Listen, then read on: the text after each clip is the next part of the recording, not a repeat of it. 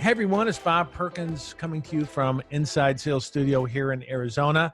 And I'd like to welcome our special guest, David Kreiger. David, how are you? Doing fine. Thanks, Bob, for having me. It's great to have you. We met and worked together a little bit at the last leadership retreat down in Florida just about a month or so ago. Yeah. And, you have an interesting story and you're going to share a little bit about that today. And that is you founded an outsourcing company almost 13 years ago on the premise that every salesperson would work from home remotely. That's And correct. here we are in the situation we're in, where a lot of Yeah. companies are at least temporarily having some of their sales reps work remotely or virtually. So we're going to do two videos here. The first one, you're going to talk to leaders and share some tips on remote leadership, virtual Yep. leadership. And then the second video for the reps that are, on the phone and on email selling. So David, it's all yours. Yeah, that's great. No, and thanks again for having me. And yeah, this is an unprecedented time. So appreciate you having me on. We have been doing this now for 13 years, where our whole team is 100% remote. And so I know a lot of people have been scrambling over the past week to assemble a remote team, and have done amazing jobs from what I've been seeing on LinkedIn and what I've been talking to people. And so just wanted to talk about a few of the things we've seen over the past 13 years, where that I think can help in this journey for people. And I think, some of the questions I've been getting asked a lot by managers is, how am I going to track my team? How am I going to make sure that they're working, if I can't see them and walk around and things like that. And one of the most important things that we've found with remote work is trust. Yeah, You've got to go into this with a trusting relationship, or it's not going to work.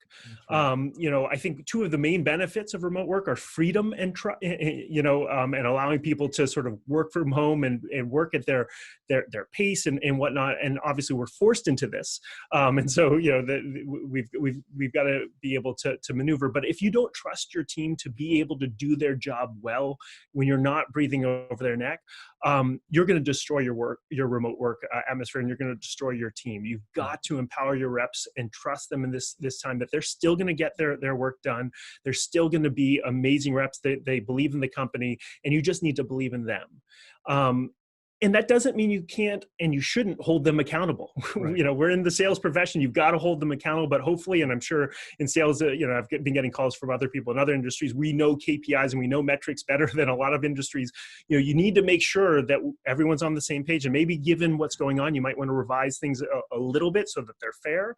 But make sure everyone is on board with the KPIs and what they're being held accountable towards. But then let them do their thing. Don't worry if they're working or not. Make sure that you're checking in your weekly meetings and huddles and things like that. We'll talk about that in a minute. But don't breathe down their neck, and don't be worrying and checking in every moment. And trust is a foundational building block, whether you're all together in a building or especially remotely when you can't, when you're not there in person. It's even more important. And the things I'm going to talk about are fundamental principles anywhere, but a lot of times we see managers, because it's remote, they worry about some of these things, and they fall back on bad habits, Yeah.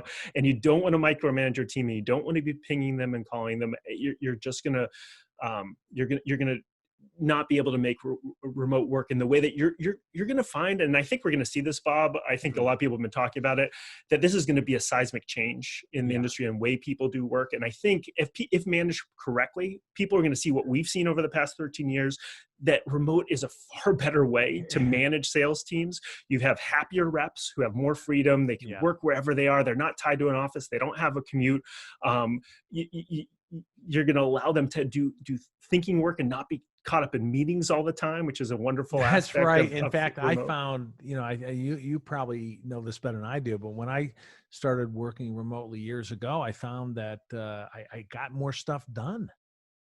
Absolutely. How many times have we all thought that we have to get into the office early or stay late at night so we can actually do our work, right? Yeah. And that's because people come into our office, they ruin our train of thought. In remote, you have these boundaries, right? Yeah. That allow you to be more productive. And remote is just an amazing way to have a more productive and happy team if you manage and let it work. And with the advent of click and shoot video like we're doing, right? Instant face to face, you still have that, rapport and the ability to socialize a bit or to see you, right? Absolutely. So you can definitely, I mean, we didn't have Zoom 13 years ago, right? So Yeah, there's so I many know. other tools in Slack where you can do those things where you can create and create that face-to-face aspect. And that's one of the other things I wanted to talk about that I've gotten a lot of questions is the culture, right? You can't, Mm, I've heard a lot of times before all these things transpired, you can't, why have remote? You can't have the remote culture. You can't have that buzz in the sales room. You can't have it, people who really embody the core values of the company. And that's just not true. that's right. And you got to take a lot of the same actions that you need to do to have a good, core culture in a centralized environment, and you have to use some new techniques. But I can tell you, at SalesRoads, we have probably the thing I'm most proud of is our culture. We Wow. have reps who have never met each other, and they Mm, call each other. When they're not working, they feel like they're good friends. Some people yeah. feel like they have a best friend at Yeah. SalesRoads, and so you can create an amazing culture if you give people the opportunity to come together as a company in a lot of the ways that are so easy with the technology we have right now. That's great. That's great. Any other tips for leaders managing performance? Things like they used to get together for one-on-ones, that kind of thing.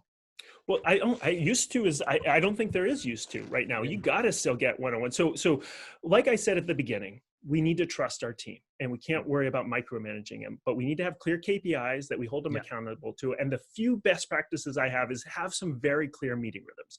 If you Mm. don't have huddles yet, have a daily huddle with your team, a 3 to 5 minute huddle, right? Every time, and have it, on time, 12:01 to 12:04 or whatever it Yeah. is. Yeah. Just get on, do a quick shout out. What's your key goal for the day? Yeah. What's a win you had? Where are you stuck? So you can facilitate that communication, and then have your weekly meetings. And absolutely, Bob, you need to have your one-on-one still on a weekly Yeah. basis to go over metrics, to have that, and you can do it over Zoom or you can just talk. Because communication is key in a remote environment, but you can do it as long as you have scheduled meetings with a very good game plan for each of those meetings. So with the advent of video and the ease of use like we're doing right now, would you recommend, like if you did a daily huddle, let's say you had 10 reps, would you recommend quick jump on Zoom, or would you recommend like a conference call in line, phone I only? mean, I think Zoom is wonderful. I Yeah, I think do you, too. you get it. It's so easy. It's not the days of where we had Citrix and everyone's fumbling to figure out how to get it Yeah, going for 5 minutes. You right. click, you're on, you stand up, everyone sees each other.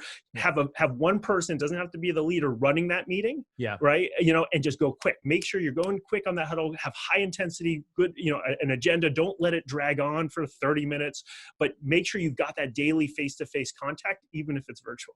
All right, some great tips for managers, leaders out there. Let's keep the extra dose of trust, keep the engagement going. Celebrate wins together. Do your daily huddle. Still manage your performance the way you would. And again, a shout out to video, using video, because it can really bring the the person much closer virtually anyway. So, Yeah. David, we're going to close up this video here just shortly, but we're going to do another video right after this around best practices if you're a sales rep. I know Absolutely. when I first went virtual, and our AISP team is 100% work from home virtual or wherever you are, it took me, I'm going to say 6 to 9 months to really acclimate to it. I like being around other people. So Mm-hmm. that was a little bit of a learning curve. So you're going to talk about that next week a little bit too. Absolutely. Great. All right. Thanks everyone for watching this, and be safe out there. Okay. Thank David, you. thank Thanks, you. Bob. Bye-bye.